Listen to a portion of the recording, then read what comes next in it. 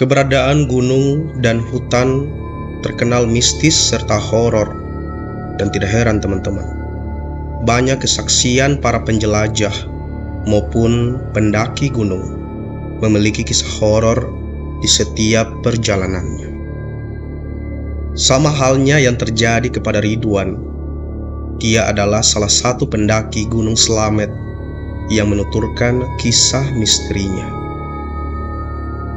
Dikutip dari bantenraya.com dari channel YouTube Sumar Adi Wijaya, Minggu 23 Januari 2022. Ridwan mendaki Gunung Slamet diikuti oleh 4 orang, yaitu Ridwan, Adam, Adil, dan Ica.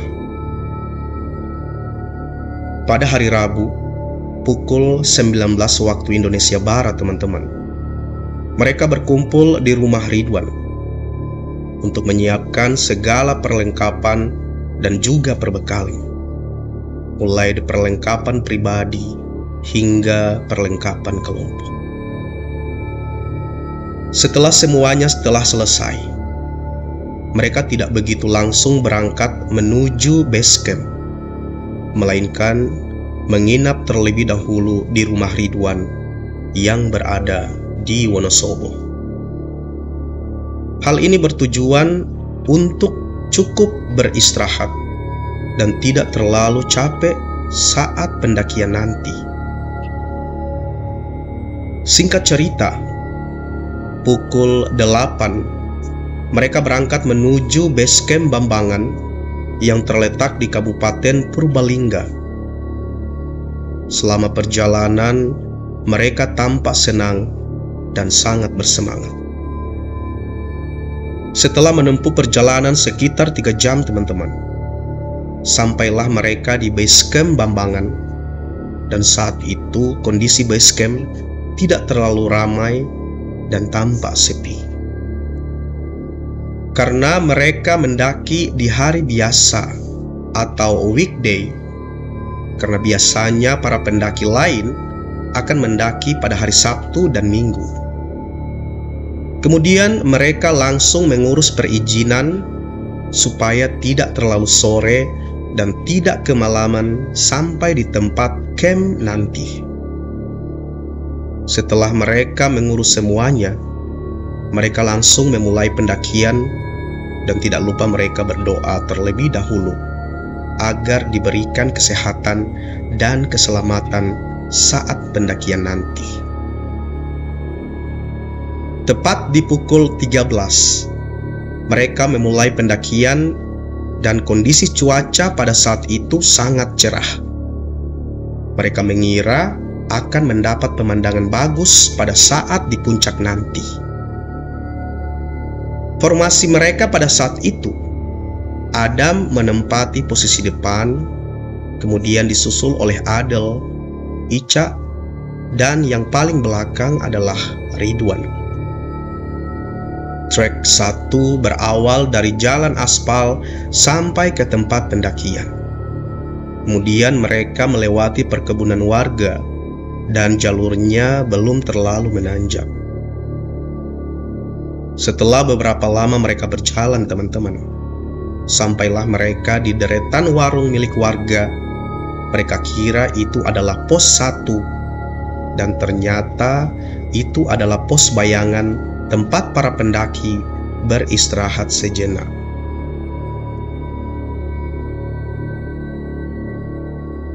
Setelah 2 jam perjalanan, sampailah mereka di pos 1 yang bernama Pondok Kebirung, yang dimana pada pos tersebut terdapat sel terbesar tempat beristirahat para pendaki.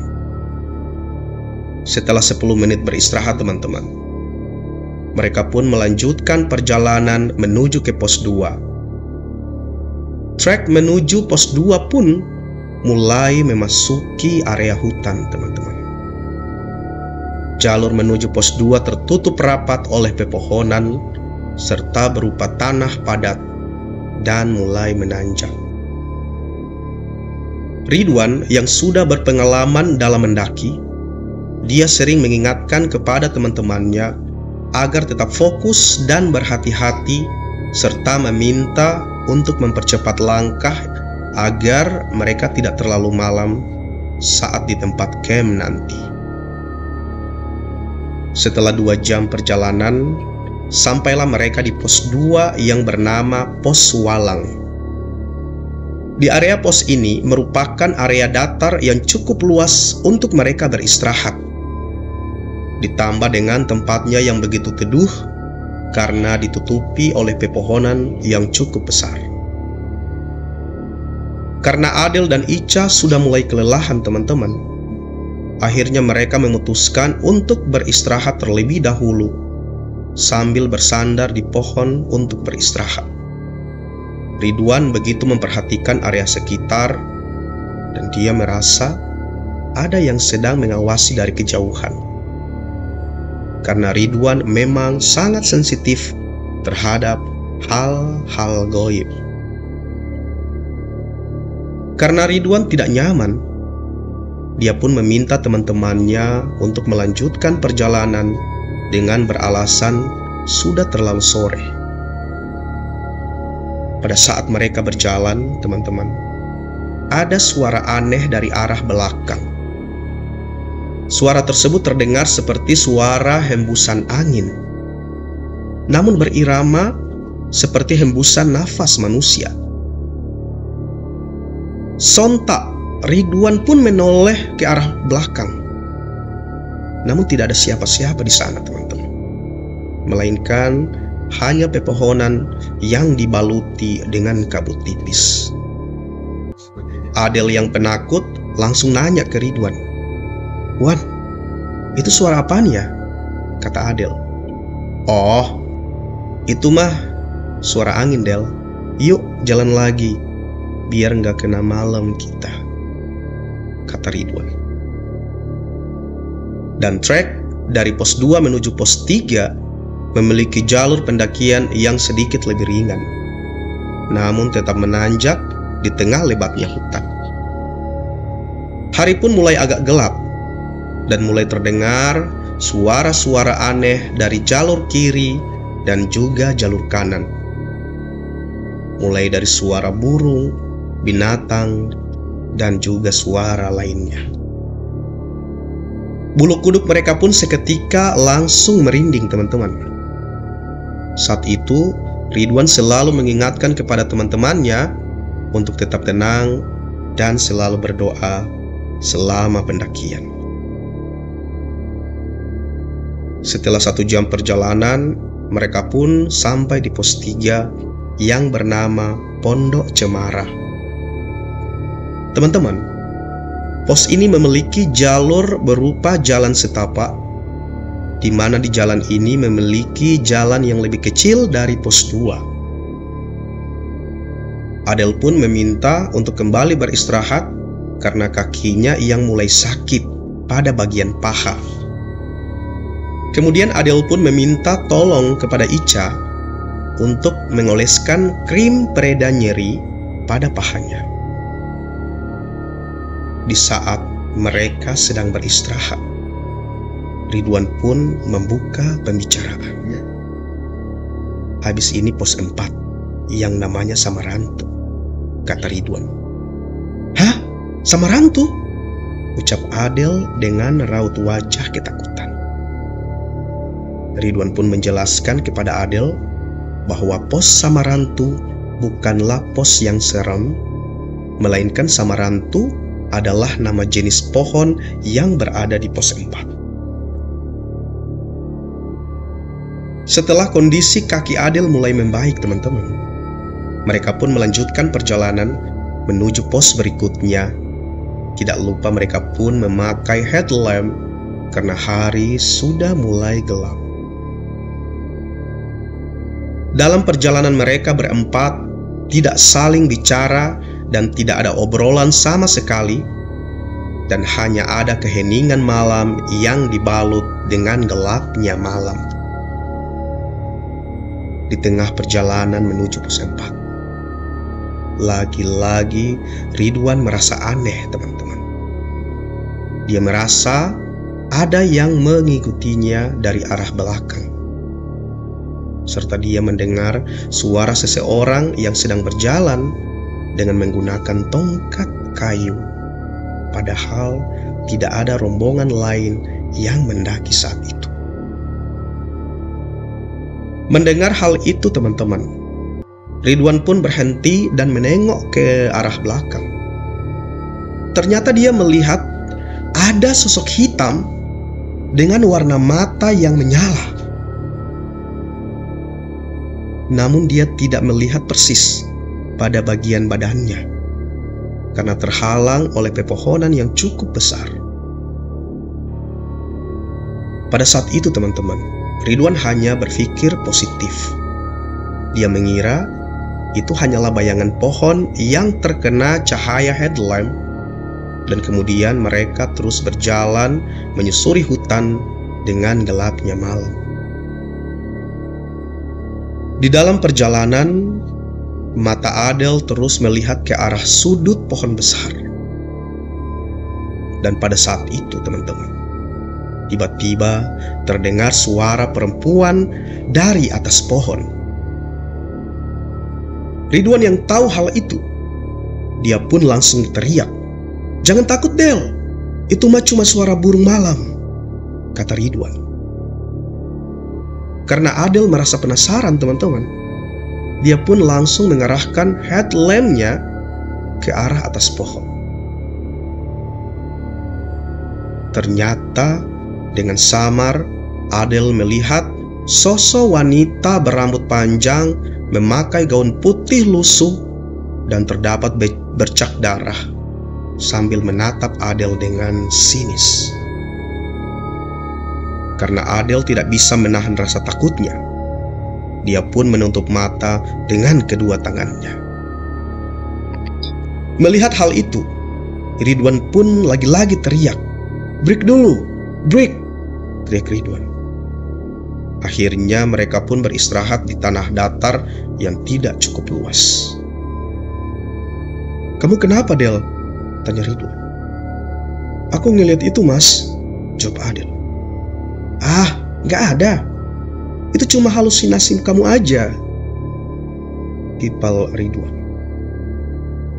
Teman-teman, saat itu pun mereka bertiga menenangkan Adele yang sedang ketakutan, supaya tidak terlalu merasa takut dengan hal itu, dan supaya Adele tetap fokus dalam pendakiannya saja.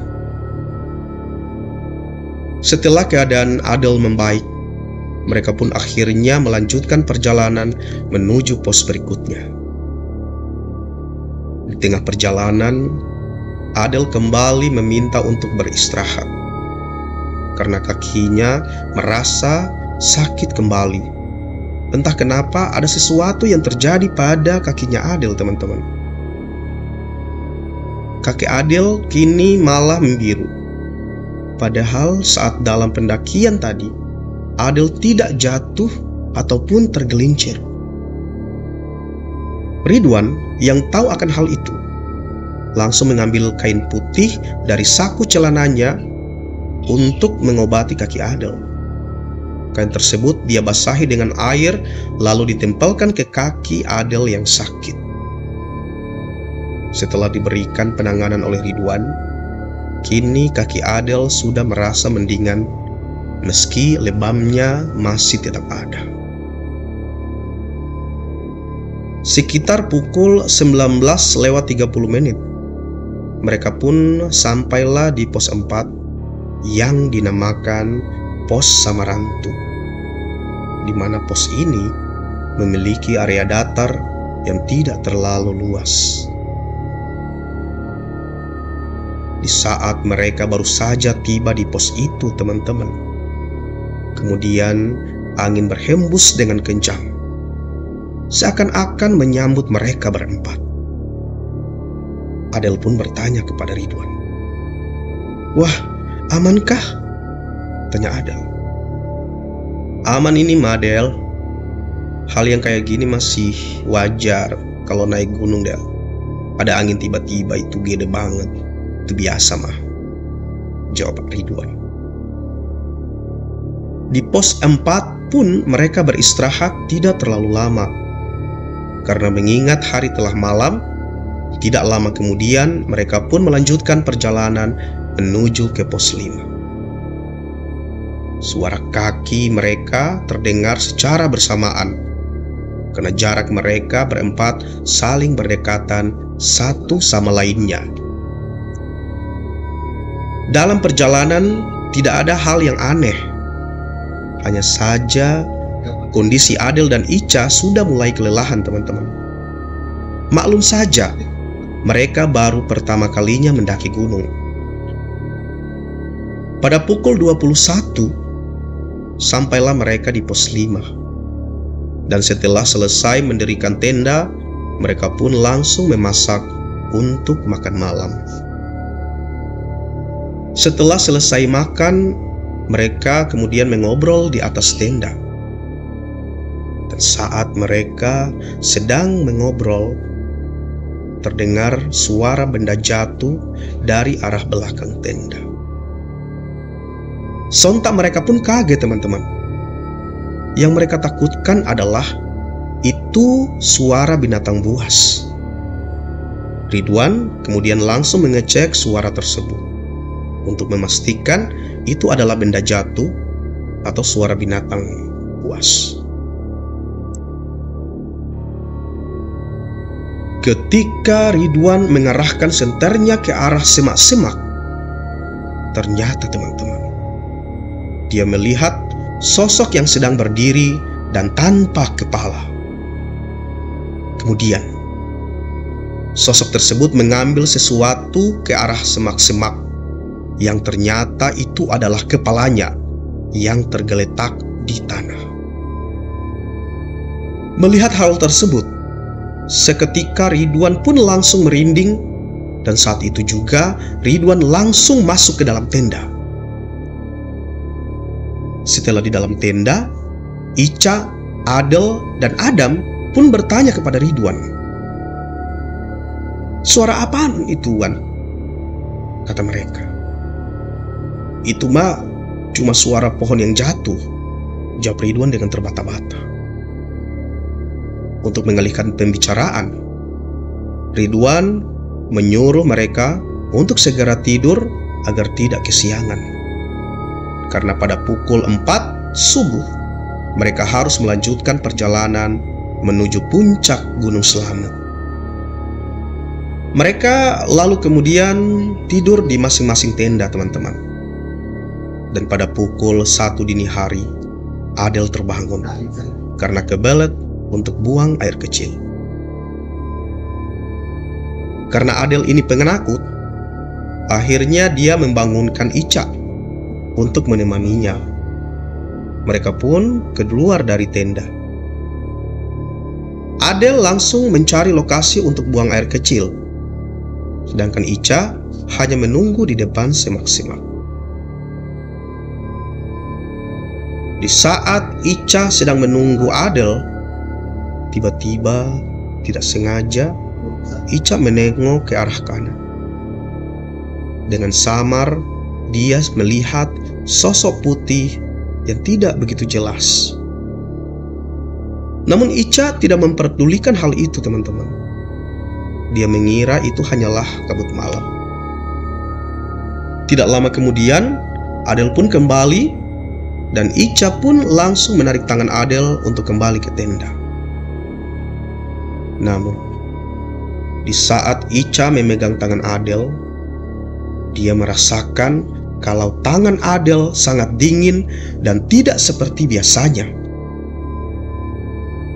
"Tangan kamu dingin banget, Del," tanya Ica. Namun Adel tidak menjawab pertanyaan itu. Pandangan Adel hanya terlihat kosong. Baru saja beberapa langkah, Ica mendengar suara Adel.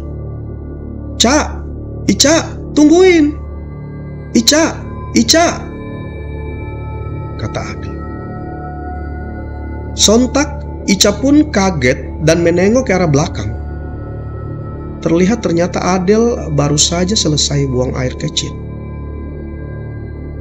Ica pun sontak melihat ke arah tangannya dan ternyata yang Ica pegang itu adalah batang kayu dan bukan tangan Adel.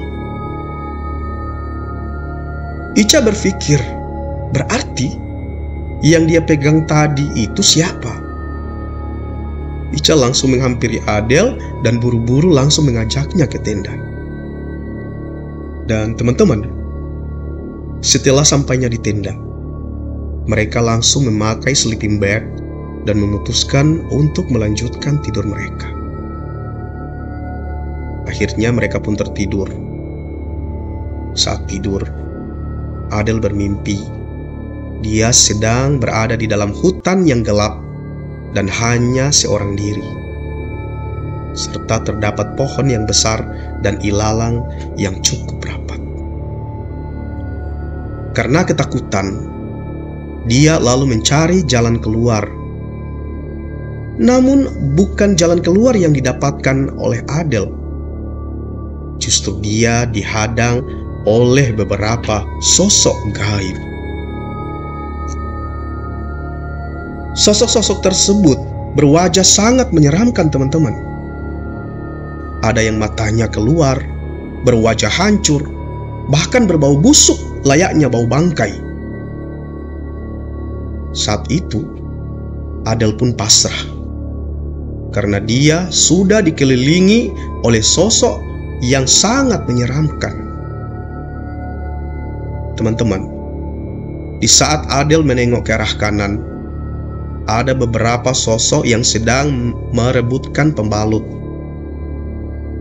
Melihat hal tersebut, Adel pun lari tanpa arah hingga dia pun terjatuh dan tertimpa pohon yang besar. Dan singkat cerita, pada pukul 4 subuh, mereka semua pun terbangun dan langsung membuat sarapan serta packing barang-barang yang diperlukan untuk pergi ke puncak Gunung Slamet. Setelah selesai, mereka pun memulai perjalanan menuju puncak, teman-teman. Dalam perjalanan pun tidak ada kejadian yang aneh. Hanya Ica dan Adel yang sudah merasa kelelahan. Sekitar pukul 9 pagi, mereka lalu sampai di puncak Gunung Slamet. Saat itu, Ica dan Adel langsung melakukan sujud syukur karena pendakian ini merupakan pendakian pertama untuk mereka berdua. Mereka lalu melakukan foto-foto di puncak Gunung Slamet, dan setelah 1 jam berada di puncak, mereka memutuskan untuk turun menuju pos 5. Saat perjalanan untuk turun, Adel sering sekali terpeleset akibat dia selalu salah pijakan. Hingga akhirnya mereka pun sampai di pos 5. Saat itu, Ridwan menyarankan untuk membagi tugas untuk packing dan juga masak, karena bertujuan untuk mempersingkat waktu mereka. Hanya di dalam perjalanan dari pos 4 menuju pos 3, Adel lebih banyak diam dan langkahnya semakin sangat melambat. Karena hal itu, teman-teman, Adam, Ica, Ridwan mengikuti ritme langkah Adel yang melambat. Dan pukul 14 siang, mereka pun akhirnya turun dari pos 5 menuju base camp pendakian. Perjalanan pun terasa singkat sampai akhirnya mereka telah sampai di pos 3. Sesampai mereka di pos 3, Ica bersikap aneh dan tidak seperti biasanya. Melihat hal itu, Ridwan berpikir sedang ada yang tidak beres terhadap Ica. Dan kemudian si Ridwan ini langsung menghampiri Ica. Ternyata, teman-teman, Ica telah kerasukan. Dan Adel pun hanya bisa menundukkan kepalanya sambil menutupi telinga dengan kedua tangannya. Setelah 5 menit kemudian, sosok yang berada di tubuh Ica pun keluar, dan dia hanya duduk lemas, tidak berdaya. 30 menit kemudian, kondisi Ica pun mulai membaik, dan mereka kemudian memutuskan untuk melanjutkan perjalanan menuju ke base camp. Saat itu, di pack Ica dibawa oleh Adam, dan di pack Adel dibawa oleh Ridwan. Hal tersebut bertujuan agar mereka tidak terlalu kecapean dan langkahnya sedikit dipercepat. Dalam perjalanan menuju base camp pun tidak ada kejadian yang aneh. Dan pada pukul 18 sampailah mereka di base camp. Baru saja mereka sampai, Adel langsung lari ke kamar kecil dengan alasan untuk buang air kecil. Yang padahal Adel ingin cepat-cepat mengganti pembalutnya. Adel baru memberitahu teman-temannya bahwa di saat mereka di rumah Ridwan untuk memulai perjalanan, dia sudah datang bulan, teman-teman. Namun Adel tidak menceritakan pada siapapun, termasuk Ica. Mereka pun mulai mengerti apa yang telah terjadi di gunung saat itu adalah karena Adel sedang datang bulan. Adel lalu menceritakan semua kejadian saat dia berada di gunung tersebut, teman-teman. Dan pada pukul 21 waktu Indonesia Barat, mereka memutuskan untuk langsung pulang, mengingat kondisi besok Adam akan mulai bekerja. Mereka pun akhirnya kembali dengan selamat. Demikian, teman-teman, sebuah kisah nyata perjalanan beberapa orang pendaki yang menceritakan kisah mistisnya ketika mereka mendaki di Gunung Selamat. Sekali lagi, kisah mistis ini Tikaka kutip dari banteraya.com. Semoga teman-teman suka dengan video ini, dengan kisah ini, dan dapat men-like video ini, teman-teman. Dan sekali lagi, channel ini takkan pernah berarti apa-apa, takkan pernah menjadi apa-apa tanpa sokongan, dukungan, bantuan dari teman-teman untuk membantu channel ini bisa berkembang lebih maju, lebih bermanfaat dan menghibur. Untuk itu Tikaka berharap teman-teman dapat sudi dan ikhlas untuk mensubscribe dan men-share channel ini melalui media sosial, teman-teman. Semoga Tuhan Yang Maha Kuasa melimpahkan rahmat karunia, rezeki yang melimpah ruah kepada teman-teman semua atas segala kebaikan, atas segala keikhlasan teman-teman dalam membantu pengembangan channel ini.